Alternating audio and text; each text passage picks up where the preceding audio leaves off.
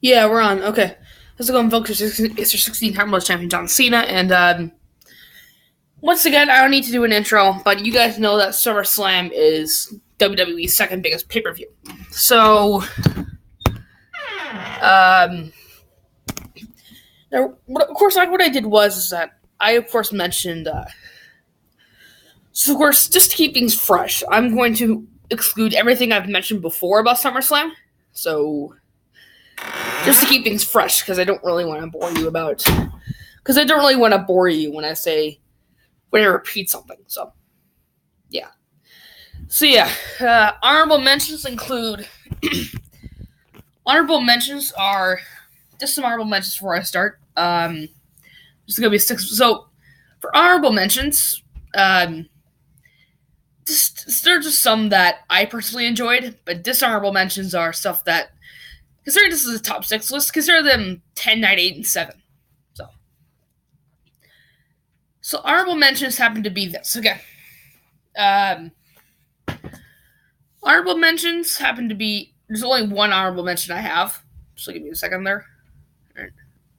Honorable mention is is the main event of SummerSlam 2010, which is the Nexus. Now, personally, I thought the match was good, but the ending was not. So, of course, as you probably know, the ending where Cena was DDT'd on concrete, exposed concrete, then beat Justin Gabriel and Wade Barrett. To me, it was a good match, but it probably should have ended better. So that's why I'm not mentioning it on the list. So yeah. Okay, here's some dishonorable mentions. The first ever SummerSlam match ended in a draw, which, if you didn't know, the first match was good, but pinfall is set to be made, but it was ended on a time limit draw. That's basically one dishonorable mention. The second happens to be this one. So yeah. Another honorable mention is that Shawn Michaels' match at SummerSlam 2002 wasn't his first match back, because he actually performed a match at his wrestling school. That is hard to see online, but he actually did perform a match at his. I don't know if that's true or not. I just don't know. Anyways, he did perform a match at his wrestling school apparently, and yeah, that's probably one thing WWE wants to forget. So yeah. Another dishonorable mention will be that. Another dishonorable mention is that Michaels Razor 2 at SummerSlam 95 was almost Michael's Sid. So imagine if a classic match at an already bad show had been replaced with Michael's Sid. No, sure, the match would have been fine, but Michael's Razor 2 seems even bigger. So that's kind of why they did it. So yeah, there you are. And the last dishonorable mention happens to be Austin in the pre-show SummerSlam 96. Now, granted, Steve Austin, granted, the thing is that, granted, SummerSlam 96 was not the best SummerSlam. It's not like SummerSlam 95 bad, but it's not SummerSlam 92 or 2002 good. That's a given. Anyways, yeah, here we go. Onto the list. Number 6. Number 6 happens to be not making CM Punk that big of a star at SummerSlam 2011. So it's often a question of where CM Punk's push started to diminish. Let's say some may say Night of Champions 2011. Some may say Night of Champions 2011, which that could be possible. Some say The Undertaker in 2009 in his feud there. Some say the December to Dismember 2006. In all of those, personally, yeah, that's fair enough. But personally, if there was one chance that WWE could have made CM Punk into a rising star, it's SummerSlam 2011. CM Punk was riding high after defeating John Cena at Money in the Bank. He had a pretty good match for both WWE championships to become undisputed champion. CM Punk won. He celebrated. Then Kevin Nash, keep in mind, Kevin Nash is was like 50 or something. Was like past 50 by this point.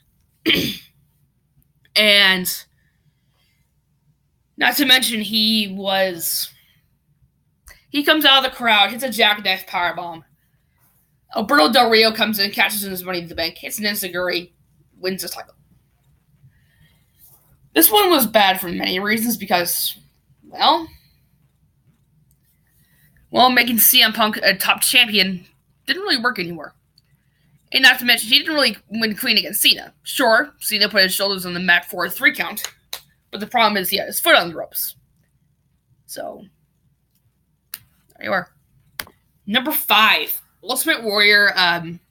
Ultimate Warrior basically holding Vince hostage for money. Okay. Here's something I probably haven't talked about, and for those of you who don't know, it's time for me to explain stuff.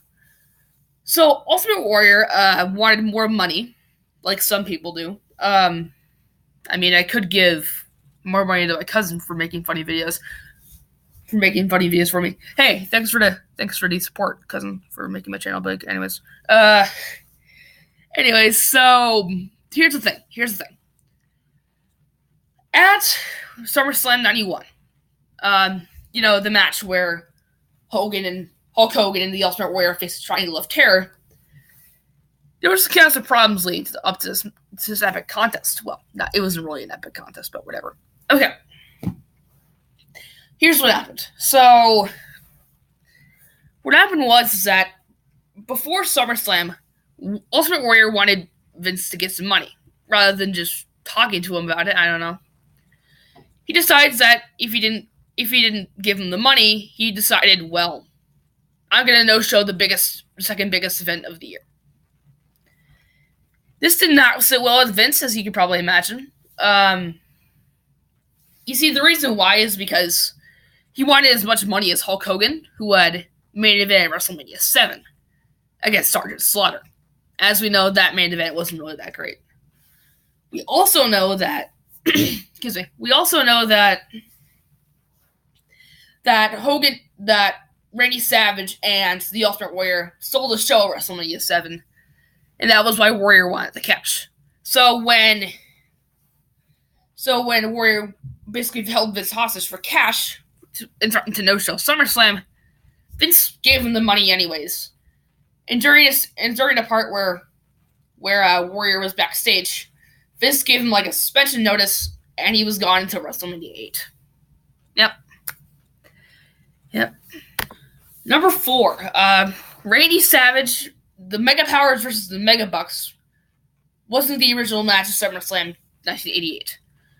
Now, don't get me wrong. The match between the Mega Powers and the Mega Bucks with Jesse Ventura, a special guest referee, that match was good. Okay, that match was good. It may not be entertaining by today's standards, but anyway.